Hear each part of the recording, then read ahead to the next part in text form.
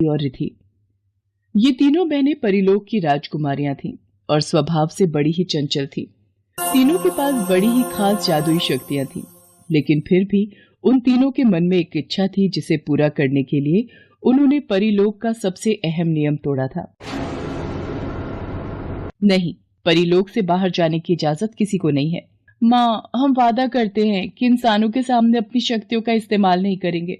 हमें बस एक बार इंसानों के बीच जाना है, उनकी दुनिया देखनी है। हम जानना चाहते हैं कि बिना जादू के आखिर वो कैसे रह पाते हैं। नहीं, बिना कोई शरारत किए तुम तीनों का एक दिन नहीं गुजरता। और वैसे भी तुम लोग इंसानों के बारे में जानती क्या हो? भले ही उनके पास हमारी तरह जादुई शक्तियां ना हो, लेकिन फिर भी वो बहुत खतरनाक है। अगर किसी को भी तुम्हारी असलियत पता चल गई, पता नहीं वो लोग तुम्हारे साथ क्या करेंगे। वो कुछ नहीं कर पाएंगे माँ, मान जाइए, बस एक दिन के लिए जाने दीजिए हमें।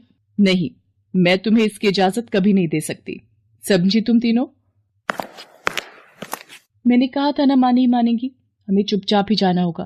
लेकिन माँ को पता चल गया तो? और परीलोक के द्वारपाल, वो हमें कभी बाहर नहीं जाने देंगे। द्वारपालों की चिंता आप मत कीजिए दीदी, उनका इंतजाम मैं कर लूंगी। और माँ को कुछ पता ना चले, इसके इंतजाम निधि दीदी कर लेंगी। सबसे बड़ी परी रिधि अपने जादू से प्रकृति को काबू में कर सकती थी। मछली परी निधि किसी भी तरह के रोग या घाव का पल भर में इलाज कर सकती थी। और सबसे छोटी परी रिधि, वो अपने जादू से पलक झपकते ही बड़ी बड़ी इमारतें खड़ी कर सकती थी। अपनी इन्हीं शक्तियों का इस्तेमाल करते हुए सबसे पहले निधि ने रानी परी को गहरी नींद में सुला दिया। फिर रिधि ने अपने जादू से द्वारपालों को एक दीवार में कैद कर दिया। सिर्फ उनका सिर ही बाहर था, बाकी शरीर दीवार के अंदर था। ऐसा मत कीजिए राजकुमारी जी, रानी जी को पता चल गया तो गजब हो जाएगा। कुछ नहीं होगा, माँ आराम कर रही हैं। उनकी नींद खुलने से पहले हम वापस आ जाएंगे, तब तक तुम लोग भी थोड़ा आराम कर लो। तीनों बहनें हंसती हुई परीलोक की सीमा से बाहर आ जाती हैं और अपने जादू से इंसानों के बीच पहुंच जाती हैं। वो अपना रूप बदलकर इंसानों जैसी दिखने लगती हैं। उनके लिए वहां सब कुछ नया था। इंसानों को अपनी रोजी रोटी के लिए मेहनत करते देखना उन्हें बड़ा अजीब लग रहा था। अरे दीदी देखो तो जरा, एक दीवार बनाने के लिए ये लोग कितनी मेहनत कर रहे हैं। मैं तो ये काम चुटकी बजाते ही कर सकती हूँ।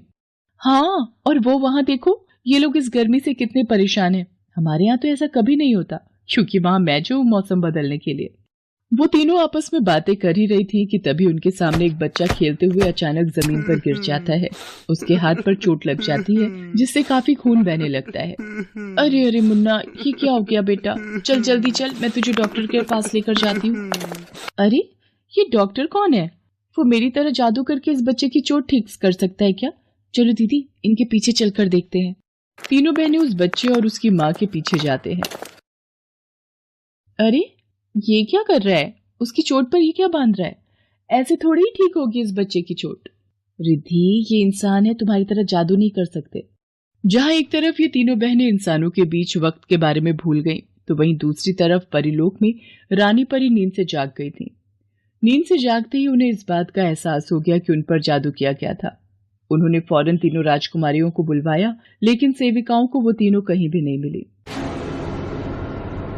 इन तीनों ने इस बार हद पार कर दी है, इस बार इन्हें सजा देनी ही होगी। इसी के साथ रानी परी भी अपने जादू से इंसानों की दुनिया में आ जाती है। उस वक्त वो तीनों बहनें इंसानों को अपने जादू से परेशान कर रही थीं। तुम तीनों की हिम्मत कैसे हुई मेरे मना करने के बावजूद यहाँ आने की? और ये क्या कर रही हो? यहाँ आकर जादू कैसे कर सकती हो तुम? रानी परी को सामने देखकर उन तीनों के होश उड़ गए। वो तुरंत ही माफी मांगने लगी। माँ, हमें माफ कर दीजिए, हम बस कुछ ही देर के लिए यहाँ आए थे। अब हम कभी ऐसी गलती नहीं करेंगे। नहीं करोगी? तुम कर ही नहीं पाओगी। इंसानों की दुनिया घूमना चाहती थी ना तुम, तो ठीक है, मैं तुम्हारी ये इच्छा पूरी कर देती हूँ। अब तुम तीनों यहीं रहो, हमेशा हमेशा के लिए। रानी परी अपने जादू से उन तीनों से उनकी जादुई शक्तियां छीन लेती है, जिसकी वजह से वो तीनों अब परी से साधारण इंसान बन गई थी। रानी परी वापस परीलोक लौट जाती है। इसके बाद लगता है इस बार वाकई हमने बहुत बड़ी गलती कर दी है, वरना माँ हमें कभी इतनी बड़ी सजा नहीं देती। हाँ, जिन इंसानों का मजाक उड़ा रहे थे, अब हम भी उनके जैसे ही हो गए हैं। हमारे पास अब कोई जादुई शक्ति नहीं है, इसलिए हम चाहकर भी परीलोक वापस नहीं जा सकते। क्या करेंगे अब हम? इंसानों के बीच इंसानों की तरह ही रहेंगे, और क्या। और यह हमें इंसानों से ही सीखना होगा। तीनों बहनें काफी देर तक इधर उधर भटकती रहती हैं। भूख प्यास से उनका बुरा हाल था। वो तीनों थक हार कर एक जगह बैठ गई। तभी खिलौने बेचने वाली एक बूढ़ी औरत वहां आई और उन तीनों से बोली, क्या हुआ? तुम तीनों यहाँ ऐसे क्यों बैठी हो? तुम्हारा घर कहाँ है? हमारा घर बहुत दूर है। हम गलती से यहाँ आ गए और अब वापस नहीं जा सकते। अच्छा, तो खो गई हो। तुम चिंता मत करो, मेरे साथ चलो। जब तक तुम्हारे घर वाले तुम्हें ढूंढने नहीं आ जाते तब तक मेरे साथ रह सकती हो। वैसे भी मेरा इस दुनिया में कोई नहीं है। उस बूढ़ी औरत का नाम कांता था, जो बिल्कुल अकेली थी और किसी तरह अपना गुजारा चला रही थी। वो उन तीनों को अपने साथ ले गई, सड़क के किनारे एक छप्पर के नीचे जहां वो रहती थी। ये लो, तुम तीनों मिल बांट कर खा लो। कम है लेकिन फिलहाल इतना ही है मेरे पास। कई साल पहले मैं भी अपने परिवार से ऐसे ही बिछड़ गई थी।